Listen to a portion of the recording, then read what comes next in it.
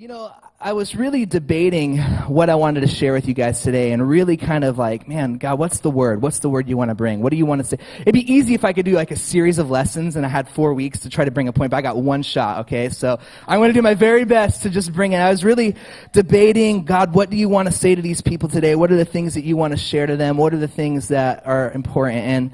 And I was just fighting, like, you know, maybe I'll preach on worship. You know, I'm a worship pastor, so that would be pretty right, I guess. I could preach on worship, and Holly's like, no, come on, babe, that's expected. Everybody would expect that, you know. So I'm like, okay, I try to listen to the Holly spirit when she talks to me. So I was just thinking about it, and we actually we were at home one day, and like we usually are, we're at home sometimes, and we were sitting around the dinner table, and usually, like, when I come home from work or whatever, the first thing I ask probably is the same thing, the first thing you guys ask when you get home is, hey, babe, how was your day? You know, right? Am I the only one that asks that? I think we all do. And Holly was she was really just kind of quiet and in her head. And men know that when their wives are quiet and in their head, something's wrong, right? Am I the only guy that feels that? Legit, yeah. She was quiet and in her head, and so I was like, babe, what is going on? What's the matter? And she's like, I'm worried. I'm in fear. And I'm like, well, what are you worried about? And oh, nothing. I'm fine. We had to play the dance. We had to dance around a little bit as usual, you know. Oh no, come on. What's going on? And she's like, honestly, like, this Ebola thing's really freaking me out. And I thought about that, and I was just like, really? Because, I mean, like, it's really not, I mean, it's a terrible, devastating thing going on in Africa, but in the U.S., it's really not that big of a deal. I mean, we kind of got it on lockdown. There's really a handful of cases of things, you know, and it's all over the news and all this stuff. But she is on her phone. She's looking at these articles on Ebola, and she's like, well, I heard it's airborne now. And I'm like, where'd you hear it's airborne? I didn't hear that. And anyway, I was just like, I tried to comfort her. And babe, you remember, like Dave read, Psalm 91, we're protected by the blood of Jesus, and no weapon formed against us shall prosper. And I'm preaching to her these things, and she's like, okay, yeah. But after that, I was really thinking about that. Like, why would my wife be sitting there freaked out over Ebola? Like, why would any of us be, you know? And obviously, like I said, it's terrible. It's a freaky disease. I mean, it's just terrible disease and condition, virus, whatever it is. But I was really thinking about just this culture of fear, how fear really is a huge prominent part of our lives. And I thought it was kind of interesting. Here we are in the month of October, which, if there's any month dedicated to fear,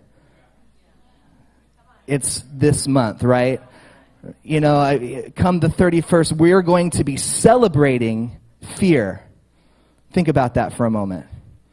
We're going to be celebrating worry. We're going to be celebrating anxiety. We're going to go pay a ton of money to buy a stupid costume so we could go celebrate being afraid. We're going to find a haunted house somewhere. We're going to go to a haunted maze. Now, granted, you know what?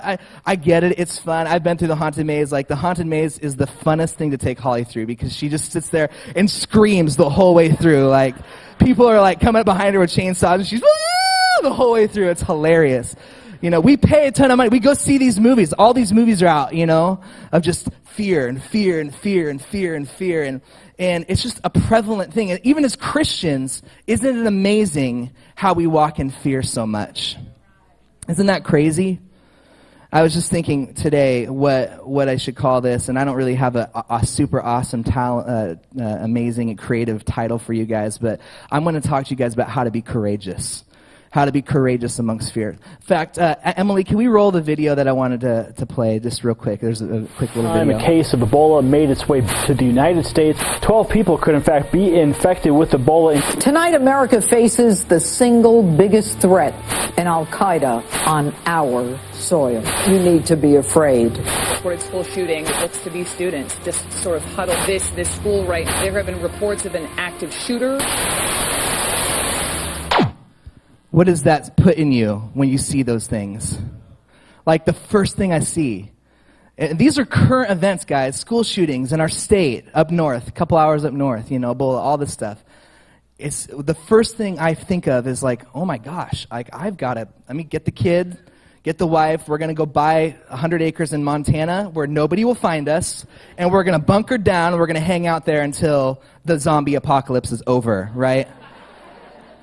I actually, no joke, I saw this article on Facebook this week, and it was like the top 25 worst cities to live in if there was a zombie apocalypse. And Portland was on the list, so I was a little freaked out, you know? But guess what? Montana was not on the list. I think I'm going to go there. But we live in this realm of fear. And so I was thinking about this. What does the Word say about this? What does God want to say to us? And so if we can turn over to Philippians 4. Philippians 4. I'm going to share out of the New King James Version of Philippians 4, and it'll be on the screens if you want. But this is Paul, okay? Paul in Philippians, he's really talking to us about our condition, our life condition, and the way we should be living as Christians, the way we should be operating in Philippians. And Philippians 4, he's continuing that train of thought. Now, the funny thing is, as we're about to read what we're about to read, is Paul is in prison when he writes this. So let's pull this up. Philippians 4 and verse 6. Philippians 4 verse 6. It says, the first line, be anxious for nothing. Say that with me. Be anxious for nothing. Be anxious for nothing. And then what? He says, but in everything, prayer and supplication, with thanksgiving, let your requests be made known to God. Think about that. I love that he says, be anxious for nothing but be in prayer and supplication. But then he says this, he says, with thanksgiving, let your requests be made known to God. I wonder if the Apostle Paul would stop and tell us and say, if all we ever do is pray about what we need, but we never stop to thank God for what we already have, we'll always be anxious. Right? If all we're doing is, God, I need help, but we never stop to say, God, thank you. Thank you for what you've done. Thank you for who you are. Thank you for it. I think that breeds anxiousness, don't you? Let's continue on. Verse 7, this is the meat right here. So he says, be anxious for nothing, but in everything, prayer and supplication, with thanksgiving, let your requests be made known to God. And then this, it says, and the peace of God. The peace of God. Come on, that's what we want, right? We want the peace of God. This is the peace of God that the world can't take away. This is the peace of God that the world can't take away, because the world is not the one that gives us this peace, right? This is the peace of God that the economy doesn't affect, because this peace is not rooted in the economy, right? This kind of peace is not rooted in our jobs. It's not rooted in our relationships. It's not rooted in any of those things. It's the peace of God that what? Surpasses all understanding. Supernatural. We don't understand it. When it doesn't make any sense, when all hell has broke loose in our life, it doesn't make sense. We should be a wreck, but there's a peace that surpasses understanding. And what does it do? It guards our hearts and our minds through Christ Jesus. I could stop right there. If we live that verse, it's over, you know? I think about that. We'll guard our hearts and minds, you know? Again, Paul's writing this from prison. I wonder if he's like surrounded, and he is sitting in prison. He's like, okay, and the peace of God that surpasses understanding, it will guard, like this big dude right here is guarding and not letting anything in, right? The only thing that's coming in is what the guard is allowing to come in. How much is God allowing in? The only thing God allows in our life is peace, joy, and strength. Amen? So be anxious for nothing. We all want that peace of God, right? We all want verse 7 right here. We all want the peace of God that surpasses all understanding. But I think one thing that's interesting is we have to move beyond, or before we can get to peace of God, before we can get to verse 7, we have to go through verse 6. Be anxious for nothing. Say that with me. Be anxious for nothing. Turn to somebody next to you. Say, be anxious for nothing. Come on, right now. Maybe 3 people. Be anxious for nothing. You might need to do more than one person, because that person might have their eyes glazed over and not know really what's going on. So, be anxious for nothing. I think of that word anxious, you know, anxiety, fear, anxiousness. I was thinking actually kind of in some funny examples. I was going back to my childhood and trying to remember some times of anxiousness. I'm sure my parents could probably get up here and share with you all kinds of stories about little Adam and his anxiousness. But I remember a few actually from when I was a kid. I remember, I don't know how I remember this. There's a picture, and I actually tried to find it last night, but we couldn't find the photo albums. There's a picture of me as a kid. I'm probably 2 or 3 years old. And I'm terrified. Okay, this picture, we're at the beach and we're terrified. This picture of me, it's like a close-up. And all you can see on my face is like tears and crying, and I'm upset and I'm worried, and I'm like, and I asked my mom, like, why is this? This was a while ago. I asked my mom, why you have this picture of me? And she's like, you were afraid. You were afraid of the tide. And I was like, what? And she's like, yeah, we told you. Do you remember this? We told you the tide was coming in, and you got freaked out. Like, can you imagine, like, here you are, a kid, and here you hear this, the tide is coming in, right? Watch out, because the tide is coming. I'm thinking there's like this monster, the kraken of the monster of the deep sea is coming to get me, right? This anxiety, this fear is like coming, you know. I remember probably around the same age, maybe a little older. Yeah, probably a little older, 10-ish, under 10 or so. But we were going to Chuck E. Cheese for a friend's birthday. Now, I'd never been to Chuck E. Cheese. And this was before Vancouver had its own Chuck E. Cheese, okay? We actually had to go to Portland to go to Chuck E. Cheese. Anybody remember that back then? We had to go to Portland. And the Portland Chuck E. Cheese is much different than the one that we have. I don't know if it's changed, but when we were there, when the incident happened, it was much different. Much different. So we get there, and there's all kinds of video games. I'm cool with that. I'm trying to get as many tickets as I can so I can get the cheap baseball bat toy or whatever. That probably costs 30 cents, but I'm trying to get that, and that's all good. But then it comes time to eat some pizza, and I don't know if it's still like this, but the one down in Portland, there was like a theater, okay? You kind of went in, but it was like dining, and then at the end, there was the man himself, or should I say the mouse himself, the big, scary, robotic mouse of death. Anybody else know what I'm talking about? Like, so my parents bring me into this room, and and all of a sudden the music comes on, and this big robotic mouse starts getting up and dancing and like singing these songs, and then he's joined by all his freaky friends, okay? So there's like this other guy and this crazy character, there's all these characters, and they're robots, and they're dancing, and I am just freaking out. I'm like, nope, I can't do this. Bring me back to the video games. I can't do this. There's just this anxious anxiety. One more story from my childhood. You guys like this? Is this okay?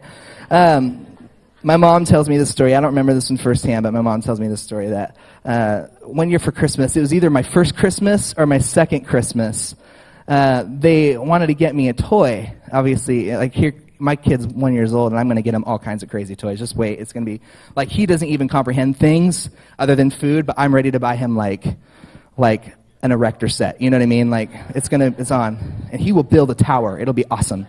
But my parents wanted to get me a gift, so they got me a gift they thought I could handle. They went out and they got this big bird stuffed animal. But the thing is about this big bird stuffed animal, man, I have a lot of fears with, like, things like that, you know? The thing about this big bird stuffed animal was it was bigger than me at the time. And so my mom tells a story of I come around the corner, here we are Christmas morning, the tree's packed, and I come around the corner, I'm all excited, and there sitting on the pile of toys is Big Bird. I look at it, and I beeline it back to the bedroom. I'm like, nope, ain't gonna happen, I'm going away. Like, nope, that Big Bird ain't coming near me. That's it, you know? Anxious anxieties, needless anxious anxieties. I think a lot of children have those anxious anxieties, don't you? I'm sure all you parents could tell stories of your kids. But how much, too, do the children of God have needless anxious anxieties? Irrational. They don't make any sense. Why would you be afraid of Big Bird? He's not even alive. He's a stuffed animal. It's irrational. Doesn't make any sense. We all have those needless, irrational anxieties.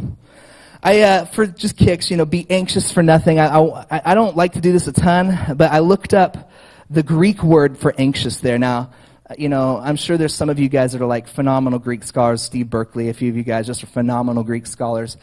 I think we do good by just sticking with the English. Some of us just need to get the English in the Bible down before we get to the Greek. But for the kicks of it, I looked up this script. I heard this, and I kind of researched it a little bit more. But the Greek word for anxious in Philippians 4 is a word called merimnate. Merimnate. I'll spell it for you, because I know you guys are writing this down, right? Like, you want this Greek jewel. You want to know everything there is about merimnate. It's spelled merimnate. And what I love about that word, and a lot of times I like word association, and like what it sounds like. And I think the word merimnate, it's interesting. It sounds to me, like the way I remember it, it sounds like marinate. Marinate. And how interesting is that? Like, marinate. Maybe we marinate on some thoughts. Maybe there's a problem that comes and all of a sudden we're stewing on this idea. And, the boss came to me today and he said, hey, I need you to start performing a little better, and all of a sudden I'm marinating on that thought. And what is that? What does he mean by that? My wife said that my hair looked bad. What does that mean? I think she wants a divorce. We start marinating on these ideas, And then I love like marinate, and it's kind of the other, like the last half of that, like sounds like knots to marinate, and like knots, are we tied up? We get marinating on things and we're tied up in these knots, and all of a sudden we're tangled in our thoughts and of these knots in our life and all these issues in our life that are like, dragging us down, and anybody can relate to that? We marinate. The question, I think, is, should we be concerned? Should we be worried? Should we allow those things to stew? I don't think so. But obviously there's things in our life where we're going to have concern, right? We have concern hopefully we have concern over our souls, are we serving God? Is my kids serving God? But I don't think God wants us to be in worry. You know what I mean? Like, think about Matthew 6. Matthew 6 is all about that, and I'm not going to pull that up, but, the flowers of the field, they're clothed in such a beauty that it rivals even Solomon. I'm completely paraphrasing. But why worry? There's no need for worry. I think there's a difference between genuine concern and needless anxiety. In fact, I'll show you. In Philippians 2:20, if we could pull that up in the NIV, Philippians 2:20, this is interesting, and you guys will like this, I hope. It says, and this is Paul again, he's talking about Timothy, and he says this, I have no one else like him who will show genuine concern for your welfare. Now leave that up there. He says, I have no one else like him who takes genuine interest in your welfare. That word, genuine interest, another translation says genuine concern. Guess what that word is? Marinate. And I thought that was interesting. Here in Philippians 4, he's saying, do not marinate, don't be anxious for anything. But then he says here, there's nobody else like him because Timothy has marinate. I think there's a difference between genuine concern and needless anxiety. The difference is our approach to it. You know what I mean? How we approach it. Here's how we do it. Be anxious for no thing. Be anxious for nothing. Think about that. Break that apart. I like playing with the words. Be anxious for nothing. Be anxious for no thing. What things do you get anxious about? I was remembering as a kid too. I apparently spent a lot of time just reminiscing my childhood while I was studying this. All good things. But I remember even growing up, at the house, Dad would have a tool or he'd have something, and Gabe and I would go play with the tool or something, and every now and then the tool would break or the thing would break or something like that. And I remember my dad, he never, ever freaked out. He never was concerned. He never was like, well, how dare you touch my, it was never like, it was just like, no big deal. It's just a thing. It's just a thing. I've even said that, I try to remember that, like, you know what, it's no big deal. It's just a thing. Get in a car accident, no big deal, it's just a thing, right? It's no big deal. I'm telling myself, it's no big deal, it's just a thing. Be anxious for no thing, it's just stuff. You guys remember that saying? Like I said, there's that saying, ain't nothing but a thing. It just ain't nothing but a thing, right? Say that, it ain't nothing but a thing. We get so tied up about certain things, right? How many of you guys can relate to me on that? A circumstance, a situation, something happens, and all of a sudden that's the center of your world. It's the center of your universe. It's all you can think about. You're tied up in knots over it. I think the same thing happens in our lives, and it certainly happened in the Word. In fact, I'll prove it to you. Let's turn to Romans 8:31. Romans 8:31. Romans 8 is my absolute favorite chapter in the Bible, in case you wanted to know. There you go. You can write that down. Romans 8, Adam's favorite chapter. Philippians 4 is my second favorite. So, hey, we're preaching out of my two favorite chapters in the Bible today. It says this, what then shall we say in response to these? This is a different version. I'm going to have to read it to you because I was going to have you guys say along with me. It says that, what then shall we say in response to these things? Okay? Romans 8:31. What shall we say then in response to these things? If God is for us, how many of you guys know the rest of this verse? Who can be? I love that. He says, what shall we say in response to these things? If God is for us, who can be against us? I mean, you can stop right there with a ton of faith and assurance in our God right there. He said, he who did not spare his own son, but gave him up for us all, how will he not also, along with him, graciously give us all? Ain't nothing but a thing. And then he goes on to say this, no, and all these things, when I point to you can say things, and all these, yeah, we are more than conquerors through him who loved us. And then I love what Paul says. He starts to list off some things. What kind of things is he talking about? He says, for I am convinced that neither death, nor life, nor angels, nor demons, come on, neither present, nor the future, nor any powers, nor depth, nor job loss, or depression, or addiction, nothing, no thing, ain't no thing can separate us, can take away, can pull us away. Put a blank in there. Put your own thing in there. No thing can separate us from the love of God. In all creation, nothing can separate us from the love of God that is in Christ Jesus. I love that. Listen to that again. For I am convinced. Here Paul is convinced. How many of you guys are convinced? Neither height, nor depth, nor anything else can separate us from the love of God. I think Paul is sitting here saying, like, why? Like the Joker from Batman, why are you so serious? I don't know, I just had that image pop into my mind. I don't know if that's relevant or good or not, but why are you so concerned? What's the thing in your life? And I'm sure all of you sitting in this room, there's things you're thinking about right now. A circumstance you're in right now that's got you all tied up in knots. You're marinating on it. But nothing can separate us from the love of God. Isn't that amazing? Isn't that amazing? Another way to look at it, I think this phrase, be anxious for nothing. What about being anxious for nothing? Like being anxious over nothing. Like anybody can relate to that? Like anybody been here where you're sitting in bed and you just can't sleep because you're worried about something? I've had so many times, even just the last few weeks, a couple weeks ago, I said something to somebody, and then I forgot I said that, and I'm not going to tell you what I said for sake of transparency, lack of transparency, whatever you want to call it. I said something to somebody, and it was kind of a joke, whatever. But I started thinking later about what I said, and I was like, oh my gosh, I hope they didn't take that wrong, or I hope that. And I don't want to deal with this. Like, I don't want to be talked to about this. Like, and literally, no joke, I'm laying in bed, unable to sleep because of something I was meditating on, something I was marinating in. I was being anxious, and guess what? It turned out to be. How many of us are anxious for nothing? It's kind of a statement of reality, anxious for nothing. I was remembering a time when Holly and I were first dating. Now, when you're first dating, all you guys know this that have been married. Most of you, I'm sure, walk through this. If you're not married and you've dated, you understand this. But when you're first dating, your whole realm is trying to impress the other person, right? Like, you're going to do your best. You're going to put your best foot forward. I remember, and this is a little sidetrack, but when Holly and I, before we were even dating, and I saw her, and I wanted her, I was going to do everything I could to impress her, right? Come on, gentlemen, right? So I knew she was going to be at church, and I scheduled myself. But see, when you're the worship pastor, you can schedule yourself to lead worship for certain moments, okay? So this was one of those moments, all right?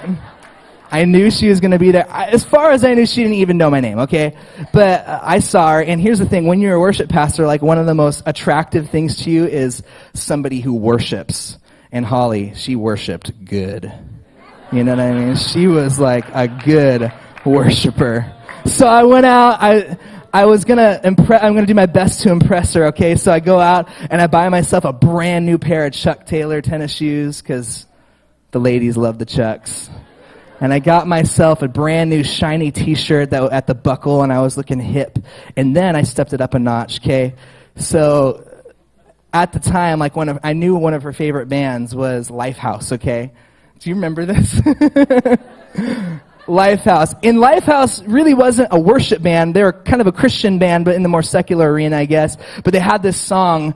You guys know what I'm talking about? You're all I want, you're all I need, you're everything. It was just like this epic song that churches were doing and worship groups were doing. And we'd never done that song. That's an important thing to remember, is we never did that song, but we were going to do it that night. And we did it that night. And Holly worshiped hard to that song.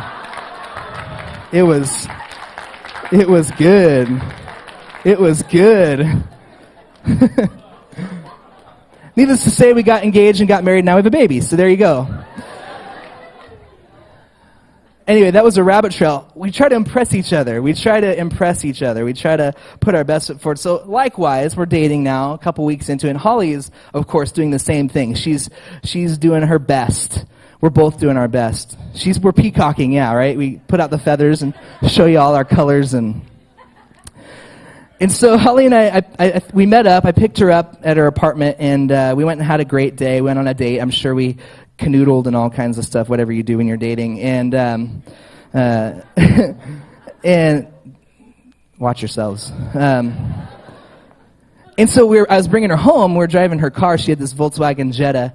And we get to her apartment complex, and we're getting close to her complex, and she gets really quiet on me. And again, we've only been dating a couple weeks, I think. Not very long at all. She gets really quiet on me. And I'm like, Holly, what's going on? Oh, nothing. I'm fine. And then we probably turned on Lifehouse and sang a song or something. I don't know. I'm fine. You know. And so finally we get into the complex, and she's like a stone wall. Like, what is going on with you? So we get out of the car, and all of it, I'm like, Holly, seriously, what is going on? And she just bursts into tears. You know.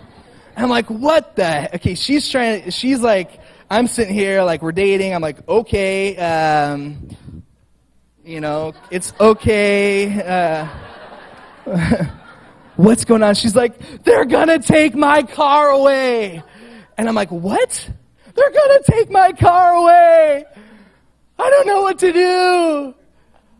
I'm worried about it. I'm like, okay, hold on. Who's coming to take your... The repo man's coming in. Oh, he's going to come take my car away. And it's just, I don't know.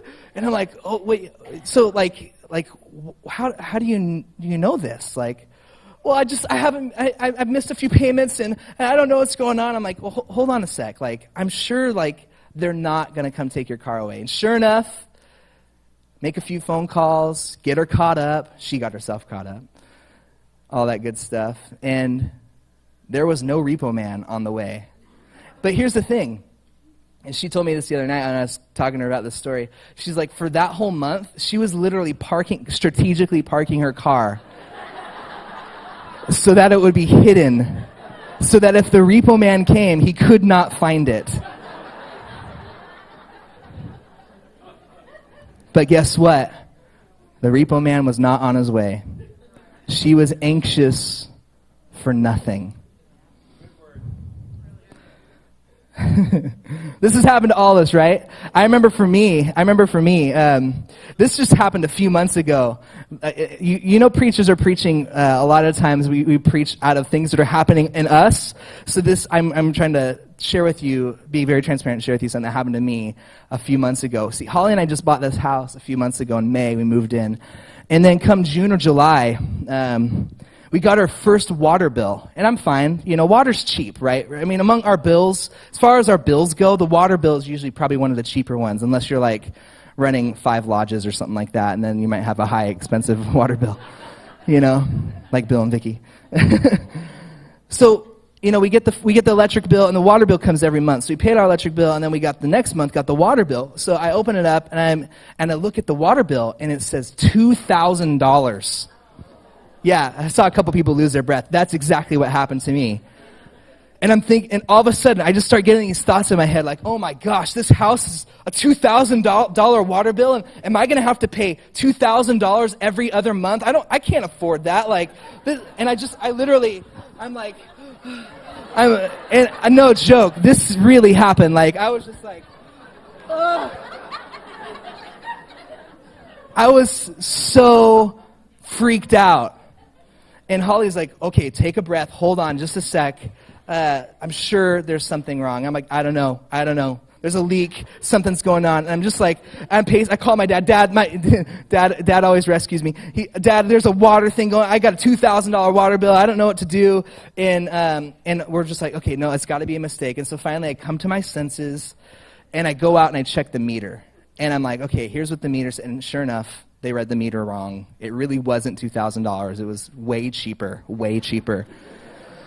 But in that moment, like, all of a sudden I'm anxious and I'm just worried, and all of a sudden my house cost me $2,000 more than I ever expected. It was just out of control. And I'm going to have to sell this house now because I can't, and we're probably going to end up on the street, and Emmerich's probably never going to get fed again. And you guys relate to this? Like, we go to the worst case scenario. I'm anxious, and it turned out, oh, they read the meter wrong. Sorry, we'll get someone out there to fix that for you. Anxious for nothing.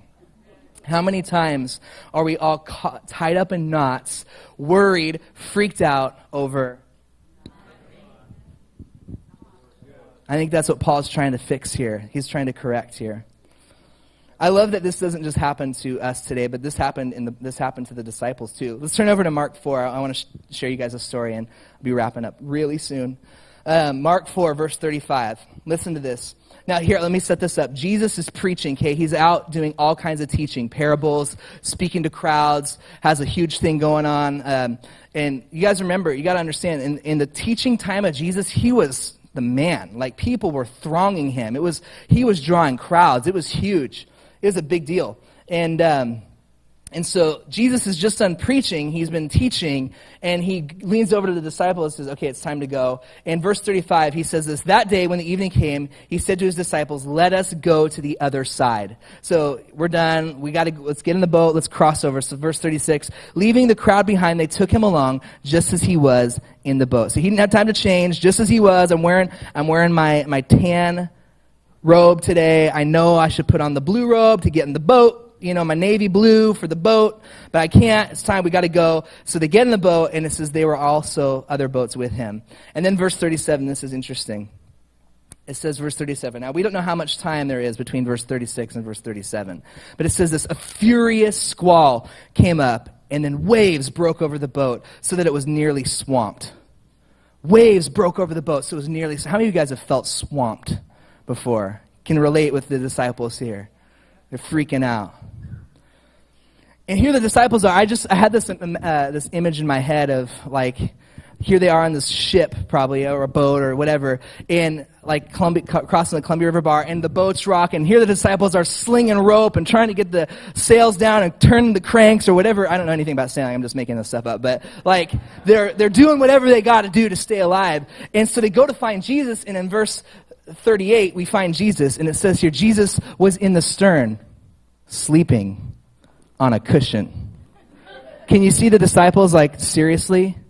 You're asleep on a cushion right now? Can't you see the waves are around? Can't you see that I think it's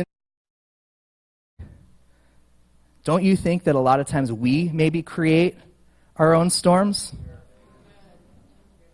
So often we call out to God for peace, but how can he give us peace when we're the very ones that are making the storm? We're the ones that are marinating. We're the ones that are sitting there. We're the ones freaking out. We're the ones with our head upside down. You know what I mean? We often create our own storms. 5 things. I want to give you 5 things real quick, and we'll close. 5 things that we do to create our own storm. 5 ways we create our own storm. The first one is our words. Our words. The words we speak, right? The words we hear, the things that we're saying. I remember my grandma Washburn, a sweet lady, extremely sweet, tender-hearted lady. But every time we go over to the house, we go over there every Sunday morning, I feel like she was always saying something. Oh, I'm just so worried. I'm so worried. Right, Dad? I mean, just constant fear. And she'd be speaking it. She'd be saying, well, didn't you see that thing on the news? And didn't you, don't you know what's going on? I'm worried. You're going to worry me to death. The words we speak. I heard somebody say this, and I love this. This thought is never ever say anything that you can't follow up with this sentence, and that's just the way I want it. You're worrying me, you're worrying me to death, and that's just the way I want it. You know what I mean? I'm running around like a chicken with my head cut off. I'm so stressed out, I can't seem to get my legs under me, and that's just the way I want it. I think a lot of times if we'd stop and say, and that's just the way I want it, we could really analyze the words we're speaking. How about this? Number 2, our approach, the way we approach things. There's no margin a lot of times in our lives. We approach things we get anxious and worried and fear about so many things, but a lot of times if we just had a margin, if we just had if we approached it differently, like, okay, I'm worried about my finances, I'm broke, I don't know if I'm going to make this next payment. Well, yeah, you probably shouldn't have gone out and bought like all that stuff that you couldn't afford. You know what I mean? Or students, right? The teacher's so mean and this class is so hard and all this stuff. And I know I'm going to fail this paper and all this stuff. But maybe you knew that paper was coming. Maybe you knew that was happening. Maybe you were understanding this was going on and you procrastinated. You created your own storm by your approach. This one's huge. How about number 3, voices? The voices we allow to speak to us can create storms. I played that news clip, Holly and I have a no news rule in our house. We just don't watch it. Because honestly, they're in the business of making money. And I love journalism. I have a lot of respect for journalists, but all I hear when I turn the news on is negative, negative, negative, sickness, sickness, sickness, death, death, death, destruction, robberies, murders, all this stuff happening. You dwell on that long enough, you dwell around depression long enough, you're going to be depressed. You know what I mean? You dwell around sickness long enough, you're probably going to be sick. The voice, how about this one? You wake up in the morning, before your feet even hit the ground, you're checking your Facebook feed. I'm guilty of this one, man. I'm really trying to break this one. I literally, guys, am at the place. If you see me go off Facebook, this is why. It's because I'll read a post, somebody will post something, and I will get so upset about a post that somebody posts, and it's really stupid, for no reason. Like somebody says, I got this new dog. I'm like, dang it, where did they get this dog? Why? It's so stupid. It's just make me so mad. Obviously I'm kidding, but how many of you guys ever been just ticked off at a post you see online? You start typing stuff out and you're going to town, and I wonder if it would be good if we just maybe watched what voices were speaking to our lives. How about this one, the wrong expectations? Number 4. We approach life so much where we just, and maybe some of you don't do this, but we expect everything to be great. And so we go out and obviously, as people of faith, we believe God for the best, right? We set our faith, we go out, we believe God for the best. But I think sometimes we mess ourselves up in the sense that there's a real devil out there. There's a real world. There's people there's storm. The Bible never says anywhere that there's not going to be any storms in your life. There's not going to be any issues. But we might expect everything to go good. So our expectation is raised high, and we're going out there, and then all of a sudden, we get blindsided, and what the heck just happened? In fact, I think this is important enough where God puts, in the Bible, he tells us to put on the full armor of God. He wouldn't suggest us to put on any kind of armor unless we were ready for a fight, or to expect a fight. Our expectations. And then finally, 5 ways we create our own storm is shame. This might be the master wave maker in our lives. Shame, the guilt, if the secret that you're holding, that if anybody finds out, then your life is over, and the way as you know it, it's the shame, it's the burden, it's the issues, Well, I don't know if I can be forgiven for that. Don't you know what I've done? We create our own ways, and here's what I think is amazing. If we go back to Mark 4 and verse 39, they asked Jesus, don't you care, don't you care, don't you care? And this is what verse 39 says. It says, he got up, he rebuked the wind and said to the waves, quiet, be still. Another translation says, peace, be still. Then the wind died down and it was completely calm. And then Jesus turned to his disciples and said, why are you so afraid? Do you still have no faith? And then I love this verse. It says 41. And then they were terrified and asked each other, who is this that even the wind and the waves obey him? Here's the storm all around them. And Jesus says, peace, quiet, be still. I suggest to you guys that when the storms come in our life, maybe instead of being merimnate, instead of being tied up in knots, instead of freaking out and being worried and be dwelling on the stuff and we're just constant, maybe we need to speak to our storm. Right? Maybe we need to tell our storm, enough is enough. Jesus said 3 little words: quiet, be still. Quiet, be still. In fact, James 1:6, this is my last verse. He says this, James says this, but when you ask, you must believe and not doubt, because he who doubts is like a wave of the sea blown and tossed by the wind. Think about that. Thank you, Zach. Come on up. We got to speak to those storms in our lives. What are you going through? What are the blanks in your life? What are the things that are keeping you up at night? Maybe you just lost your job and you don't know where to go, what you're doing. Maybe your boyfriend broke up with you and you just don't know how you're going to go on anymore. You know, I kind of joke, but what are the things in your life? What are the blanks in your life? What are the merimnate? What are you anxious about? Be anxious for nothing.